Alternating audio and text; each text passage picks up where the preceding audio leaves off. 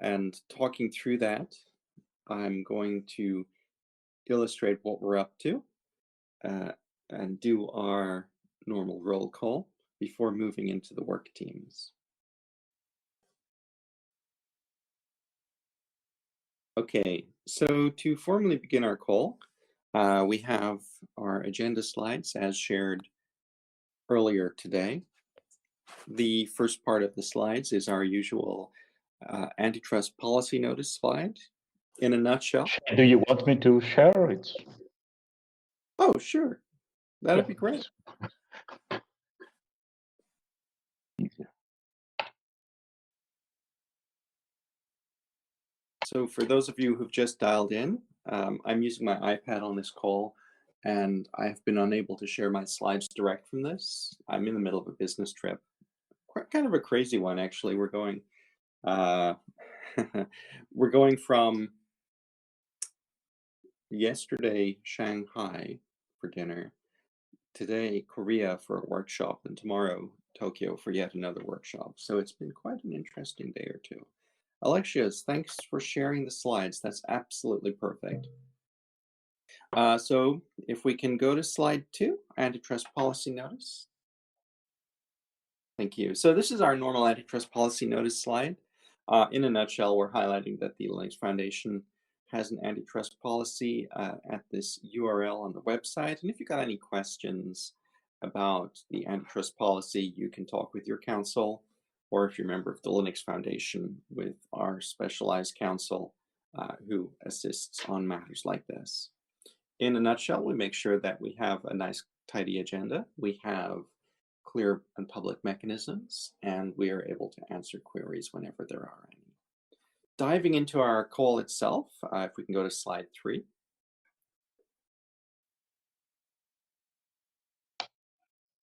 Perfect. We start off, as always, with a roll call. Then we have our project update, and then we hand over to the work teams. Specification will be focused on ISO this time, and curriculum will be digging through how we can improve education. But let's kick off with the roll call. So getting that ball rolling, I'm Shane Coughlin, the General Manager of OpenChain. And if everyone could take a second to introduce themselves, that would be fantastic.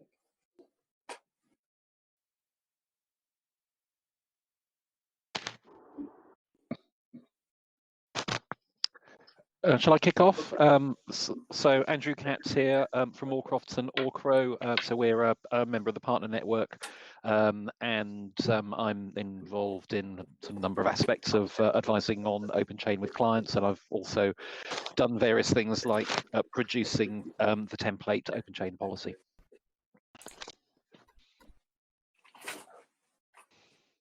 And then I continue, Marcel from Bosch Software Innovation. Sorry, I'm well here since 3 or 4 years, joining mainly for the open source curriculum, and now also part with Bosch, part of the governance board, and I'm looking forward for the new activities in the OpenChain curriculum.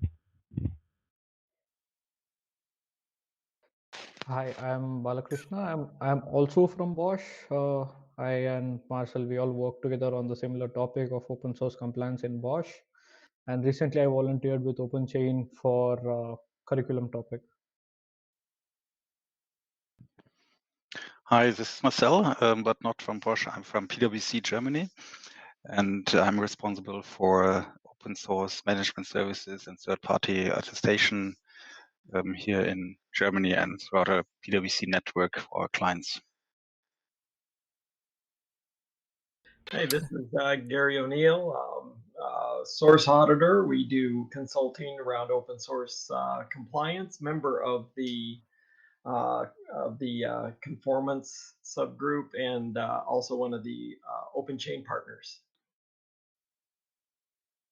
Hello, my name is Andreas Kotula from Bitsy in Germany, and we do open source audits for our customers. Hi, this is Russ Ealing, Open Source Compliance Officer at General Motors. Hi, this is Nicole Tessut. We're a third-party certification company and member of the partner network here.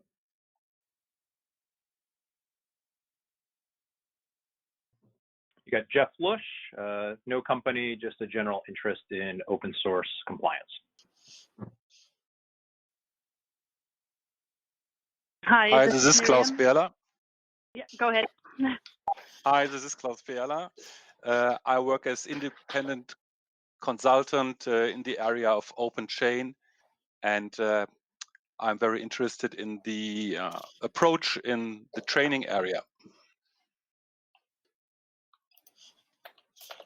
Yes, hi, this is Miriam, conformance chair for OpenChain and also working on OpenChain conformance with clients, advising on open source issues at Bird & Bird.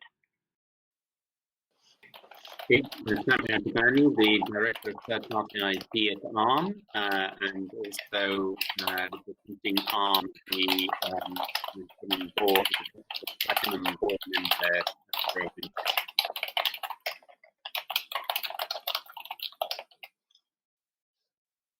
And I'm Alexios, I'm with Intel. Go ahead. No, that's enough. Okay. And I'm this is chairing Nathan the Kumagai. team. Yeah. Yeah, sorry, Alexios. Nathan Kumagai with Qualcomm, leading with the onboarding work team, making sure the messaging is reaching the various audiences we have. Hi, Mark Giese with Wind River Systems. I run the open source program office for Wind River, and I serve as the spec chair.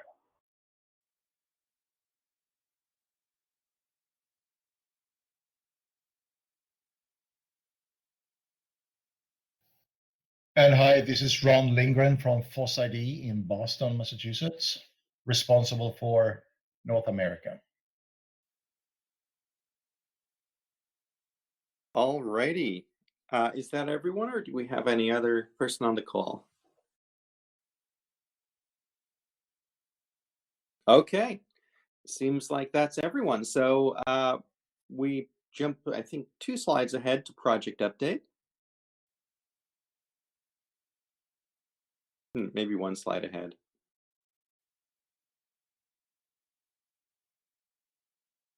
Okay, back 1. It was 1 slide, not 2.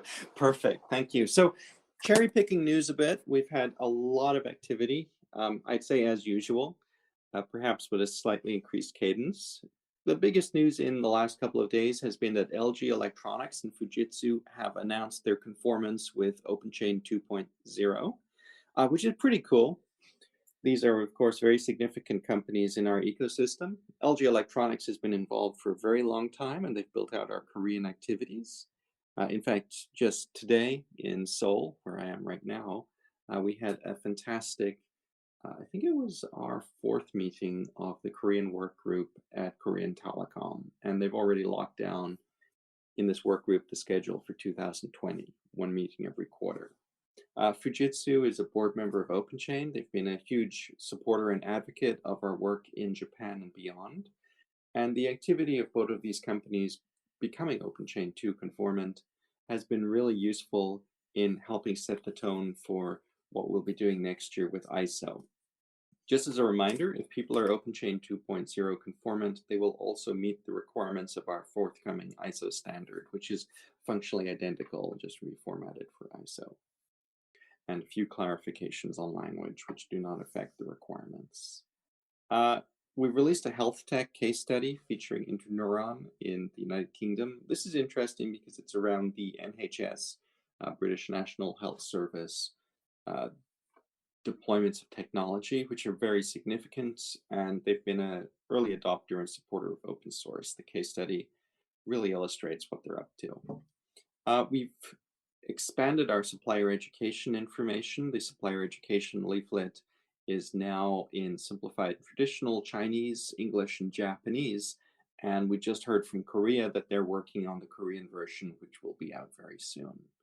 We've got OpenChain introduction slides released in German to help increase engagement in this geography, where we've had a lot of interest in OpenChain. These slides currently talk about OpenChain in general, but we've seen some activities from people involved in our partner program and community in building out the slides to describe more of the services available around OpenChain, like independent compliance assessment and, of course, third-party certification or third-party audits. So we're building out our German reference material, and I think that's a great step forward. Europe and North America will see a lot of focus in 2020, particularly Q1, Q2, as we get ready for ISO. And Germany is one of our most active jurisdictions in Europe, alongside the United Kingdom. Speaking of the United Kingdom, Andrew Katz and his team's contribution of the open source policy template is fully supportive of version 2 of the OpenChain spec. Good news, we've been in release candidate for a while. We're ready to formally announce that. So you'll see this week the release of the policy template. And just a side note, Andrew, if I remember correctly, you're translating it into simplified Chinese as well via traditional Chinese. Yeah, that should be available very shortly. So I'm just sort of checking a couple of things, but I will also make sure that that's uploaded to the GitHub as well for people to review. That's perfect. And actually, traditional Chinese is very useful for us because the simplified translation from that can be done at epic quick speed. Perfect. Excellent. Good. Yeah, I imagine our turnaround might be as low as a week or two on that translation, depending on whether companies like Baidu have some spare cycles to dig in. Yeah, fantastic. So for those of you who are relatively new to the policy template discussion, essentially people have two big asks for us in terms of reference material. One is training slides and the other is open source policies. So it's really good to have both this material current. And that's it for the project update. We've got a lot of other stuff happening, but these are kind of the things which really stick out in the last 4 weeks that not only help us grow, but help to ensure that we're providing information in local languages and we're providing the exact data that people in the market are asking for to get conformance. Alrighty, let's dig into the work teams. Next slide, and it's spec. It's Mark's work team. We're heading into ISO. We have a lockdown very soon this month. And then, next steps. So Mark, if it's okay, I'll hand over to you for a brief update there. Thanks, Shane. It should be pretty short in that we're at the end of the 30-day public comments stage. And the next step is to really go into a freeze stage, which means we just freeze the spec. I mean, if anybody had any comments today, I would entertain them. But we have pretty much incorporated everything we've heard about from the larger public forum. And at this point, the last version I sent out looks like it's going to be the version that's we're gonna release as our submission to the ISO forum. Any questions about the process or about the current spec?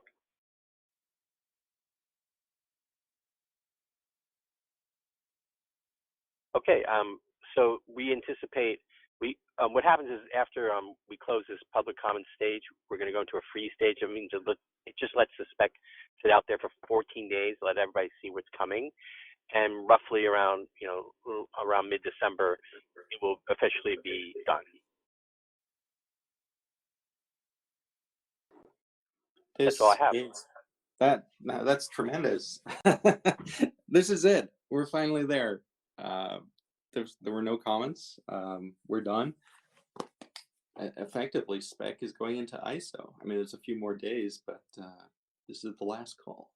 Mark, thank you. This is brilliant. It's been a long road. It's a heck of a thing. Sure. No, I also appreciate all the support everybody gave, including you, Shane.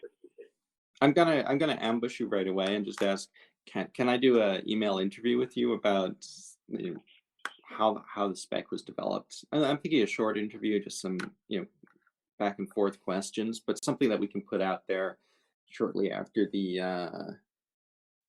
maybe kicking off January to let people see how we cook this. Sure, I think it'd be a great idea. I think it'd be important for people to understand that this was done as a very large community, and that having insight into the how the sausage was made, so to speak, would be very insightful. All right, I'll queue up those interview questions so we can proceed. Brilliant. All right, onward to the next one. I actually have one question. Sorry. Oh, yeah. So just on the, not on the specification as such, but just on the translations that were available, how's that going to be working with the ISO specification? It's a good question. We're actually, typically what happens is we release the spec and people start their translations.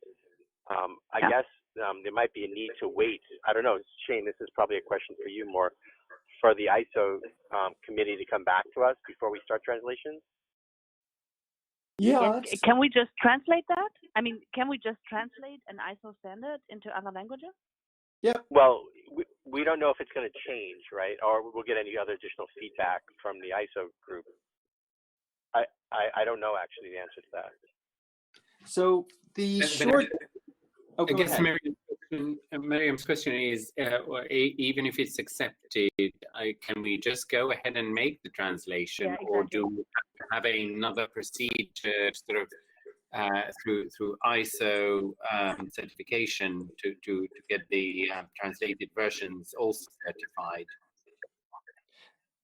And fortunately, I do have an answer for us on this one. So technically what will be happening is ISO will be publishing a version of our standard in play, and we will be referencing that with an adjacent version of the standard hosted by OpenChain. So let's say OpenChain standard 2.1 maps identically to ISO.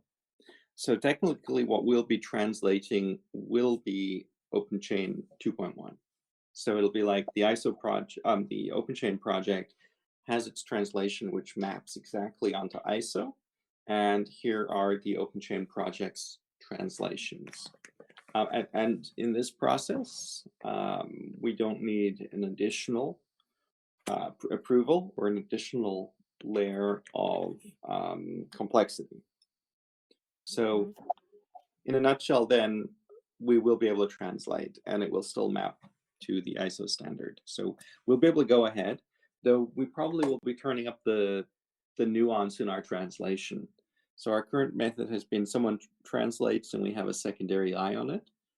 With the translations moving forward, we're probably going to have to invest a little bit of capital to have some official eye over it, official translation company or whatnot. Yeah.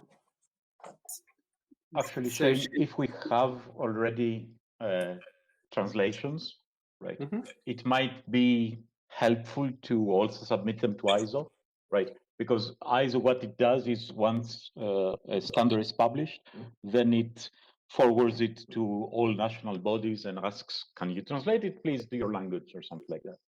And if you come up, will say, hey, but we also already have it in German, stuff like that, it might help them. Oh, yeah.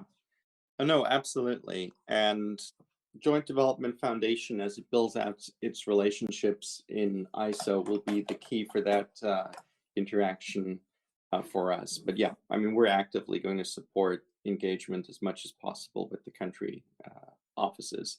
But you know, as you pointed out, their process is not particularly different from our process. It's, you know, grab someone who will translate and off they go. So I guess the question is, do we want the translations to be updated with all the numbering based on the current ISO specification that we're submitting? Yes. So the translations we have will all need to be updated into the new format. And this is a process that will take a little bit of time, but we're effectively locking the standard after this call. And the translation process will have approximately 3 to 3.5 months before our ISO standard is released. But yeah, we're going to have to redo all of our translations to make sure they're formatted the same as the ISO. Also, I mean, the thing to note here is that this spec is not fundamentally different in the actual content than the 2.0 spec.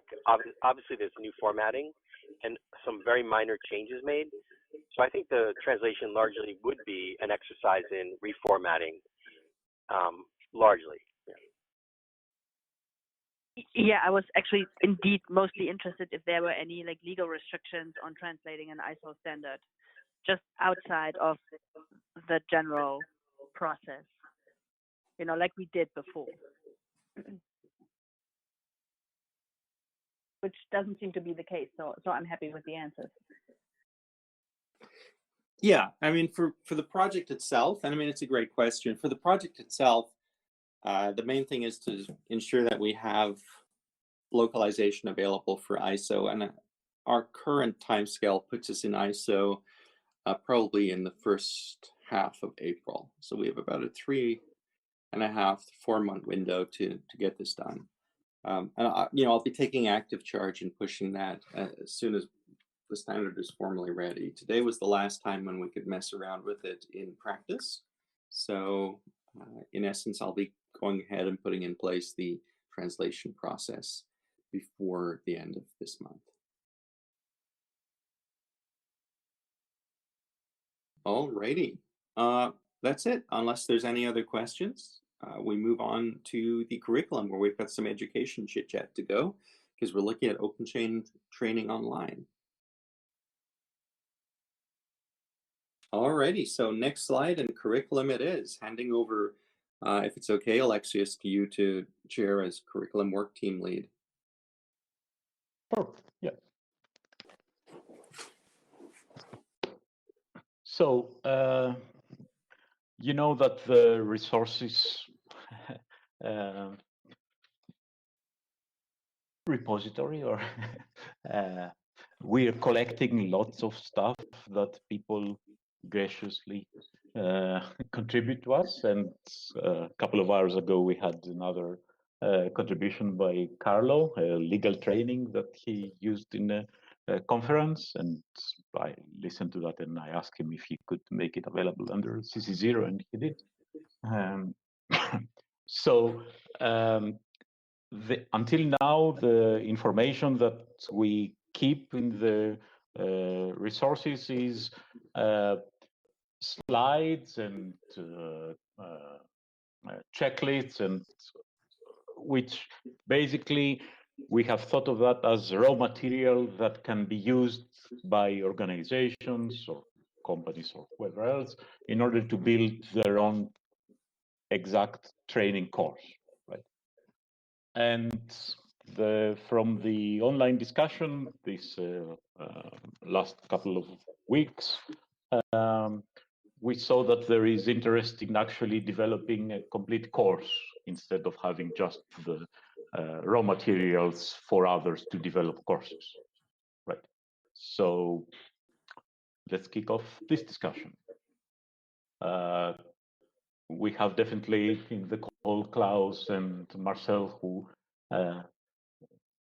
wanted to contribute more, sorry, and Balakrishna, right? I'm not, ashamed to admit that I do not have experience in creating online courses, right? So, yeah. Anyone, please enlighten us. So, Alexis, it's Sami. As you know, we have developed our own training material, which has some ARM confidential stuff, which I obviously can't contribute.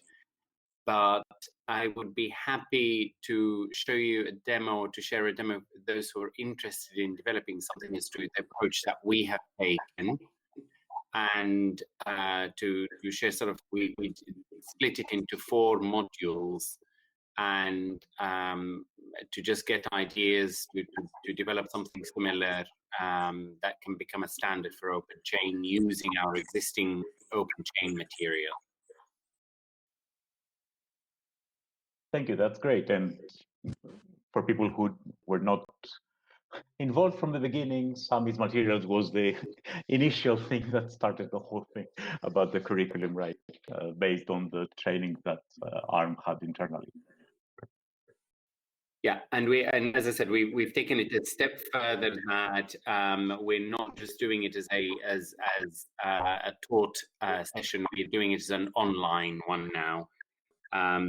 So as I said, we're happy to show a demo of what we have done to give people ideas what can be done. Okay, great. But so just to frame the discussion really, is OpenChain interested in producing a complete course? And since OpenChains we're all part of it, I would like to hear feedback on this one. Right. So are we interested in having a complete ready-to-run course and maybe provide it? I don't know. May I make a comment, Alexis? I think that would be. Yeah, sorry, go ahead.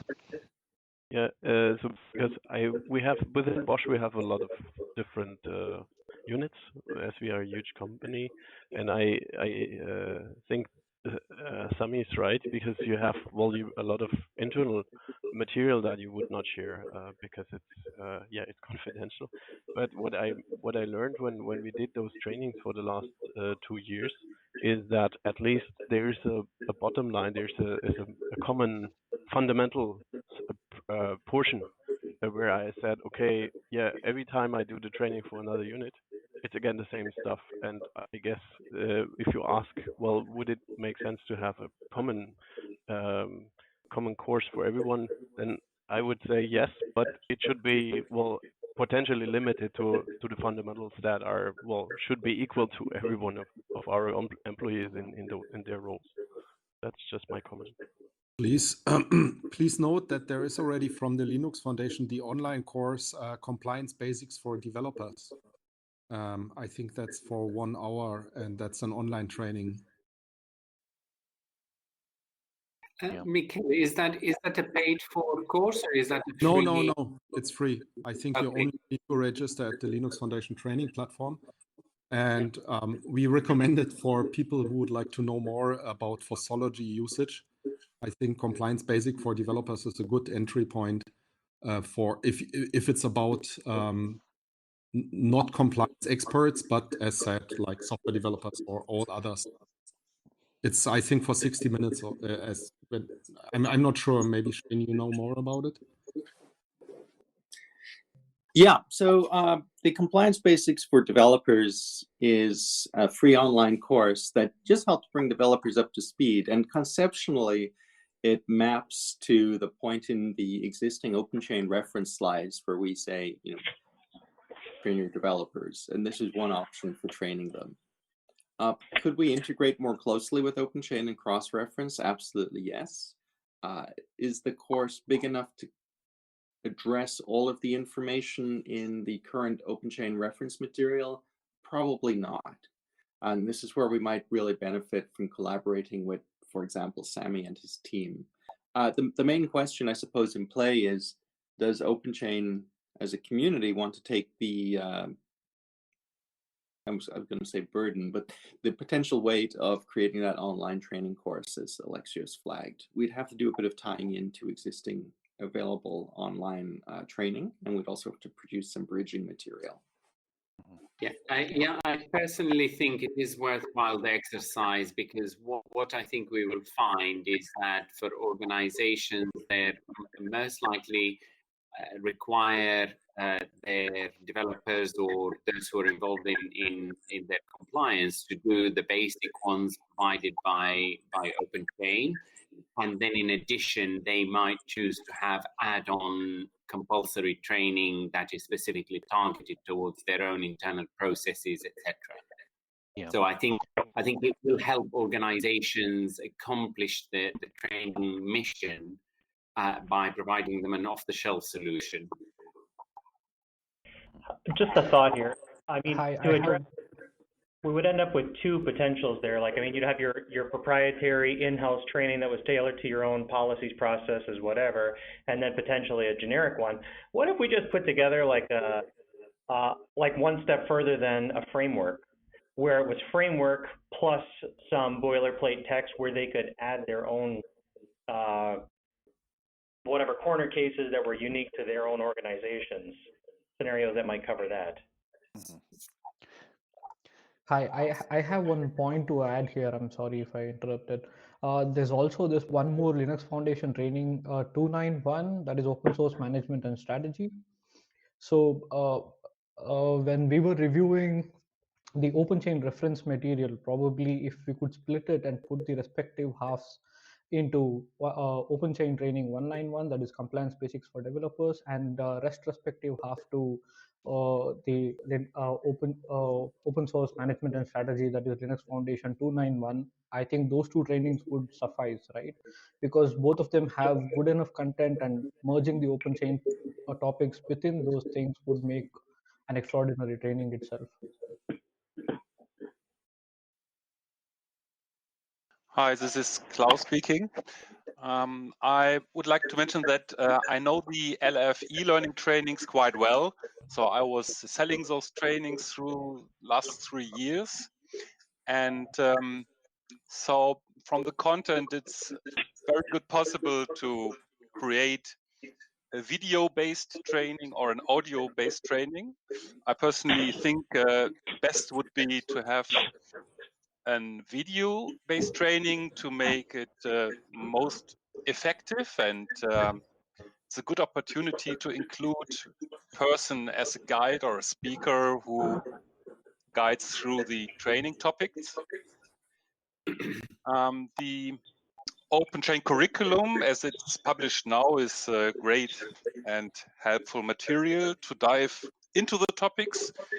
The material is, you know, completely generic. What, in my opinion, should be added are contributions from companies that went through the process of becoming OpenChain conformant, and they should report more on their individual solutions. So that, in my opinion, should be added in such a training. So what they had to work on and the challenges they went through to become OpenChain compliant. I think this would be really valuable. And as some of you now already showed interest in helping, like ARM and Bosch, if you would contribute in that style, I think that would make a really brilliant training at the end. Yes, of course. I mean, I can certainly speak on sort of on behalf of ARM.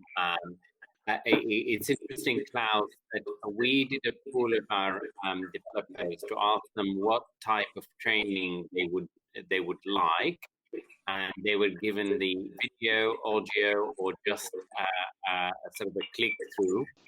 And it's interesting, the most popular was the click-through. Developers did not want to have the audio because they wanted to be able to do this in their own time at their own pace. So they wanted a click-through without any audio at all.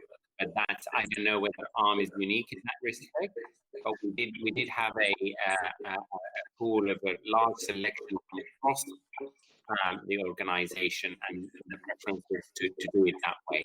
I can certainly, as I said, I'm more than happy to give a quick demo of one of the modules that I don't think is necessarily 100% confidential or does not include any competition information, to show you the style that we have chosen to use.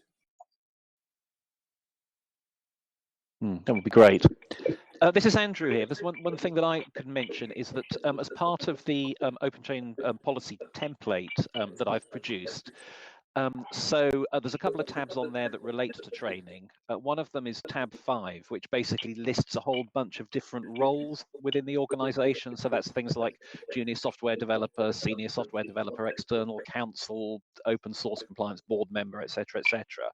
And then in tab 6, that maps all of those roles against a number of different training modules, and those modules are based on the modules that exist in the curriculum at the moment. So the idea is that if you have within each organization you have a number of different modules, then in order to fulfill the training requirements for each one of those roles within the organization, then there's a little tick in the box. So for example, everyone needs to do an introduction course, but it may be that, for example, if you're involved in the marketing side of OpenChain compliant products, then you're not going to have to do a deep dive into how the compliance works, but you are if you're actually part of the DevOps chain, etc. So it might be. I mean, I'd be happy to give people a tour through that at some point to explain how it works. But if people want to have a look at the template policy, they'll see what I put in there, and hopefully that will provide some sort of framework for any organization that wants to adopt a structured training regime.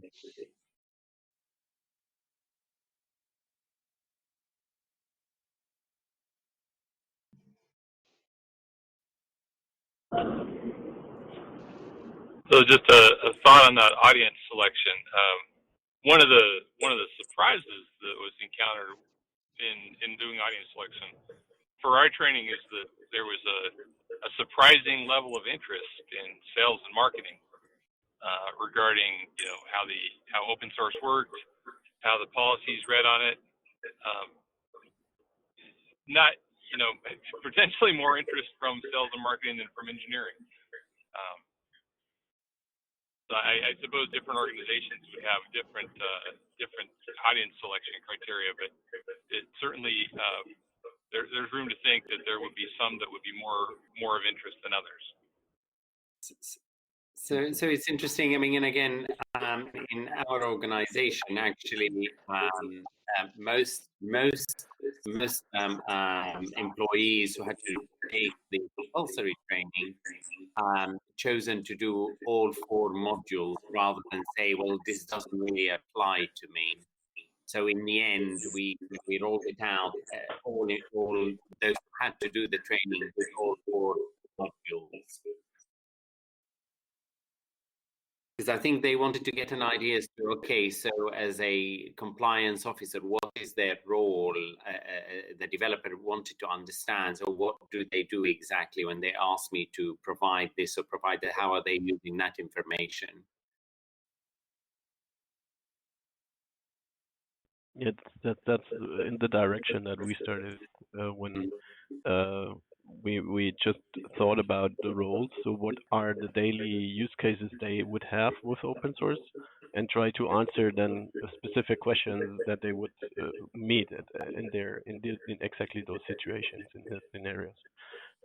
Because we wanted to have more or less not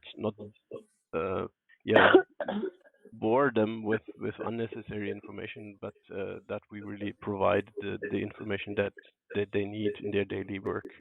And so I like the combination of both what Andrew Katz said and Semi there, that we have kind of a matrix of this role needs that information.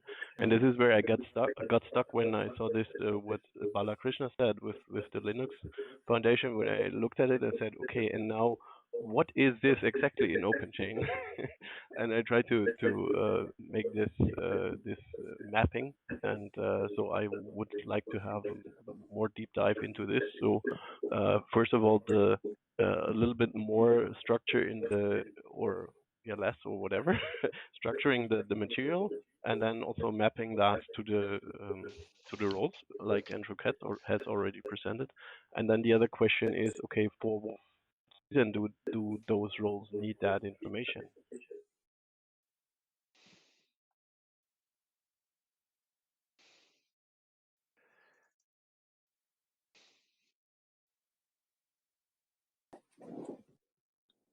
Just jumping in quickly on the LF side, I think there'll be great interest in working to align OpenChain with the training courses. What will be really useful is if people point out the areas where change should be applied sooner, so that we can align the corpus bit by bit.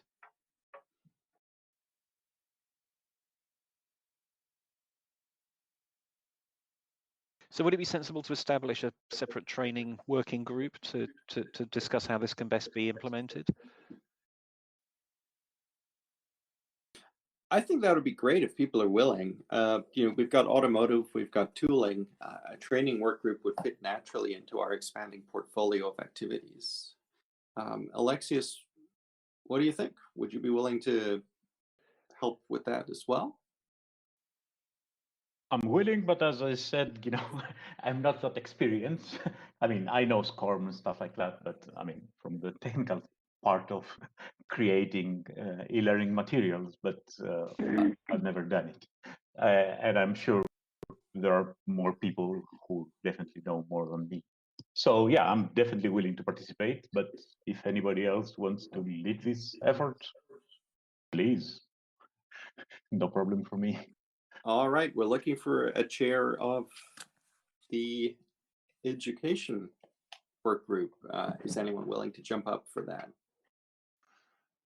So just a comment on the technical side. So I think there will be great support from the LF as they have a good team for building these e-learnings. So there will be support on the technical side, even if it's about video, audio, all this stuff. So yeah, but are we talking about creating something for the LF platform or creating something that can be used in any, they used to be called them LLS. I'm not sure if this is still the correct terminology, but yeah, it's been years since I was involved in these things. Alexius, very recently we spoke with LF. I'm sorry, no, go ahead. Very recently we spoke with LF, and they have the trainings what they already have in the Linux platform. It can be hosted in any platform that supports COM files. So if at all we take help of Linux, and have these things integrated onto Linux, existing courses where there is already enough work done, and I don't think there would be extra effort involved in integrating it into Linux and then reusing it in the other companies in their respective platforms where SCOM files are supported. Great info, thanks. All right, last call for potential chair.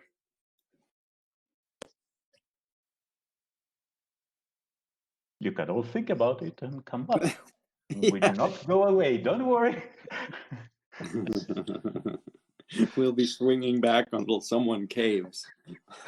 I can potentially. I've got too much on to volunteer for this, unfortunately. But I can potentially volunteer somebody who may be prepared to provide sort of secretary and organisational support. I've just talked to my wife Lucy about this. She has a background in training, and it's something that she'll be interested in sort of certainly helping out on the sort of secretarial side. That would be incredible. So, I'll coordinate with you and Alexius about how we might message this, and let's get it rolling for later this month or early next year. Perfect.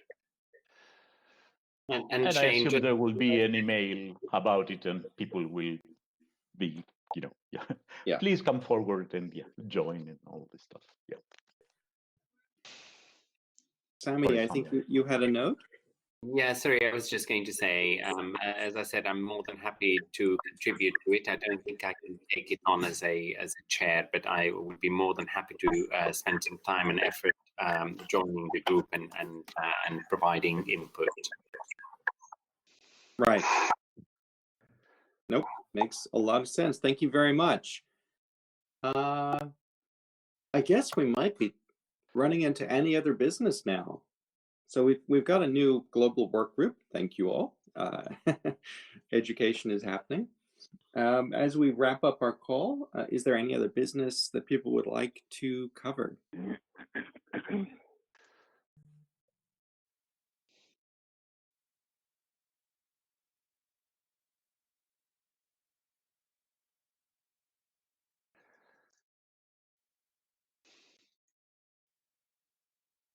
Just checking if anyone has any other business. I think at least one person was going to speak, and just making sure that we include their thoughts.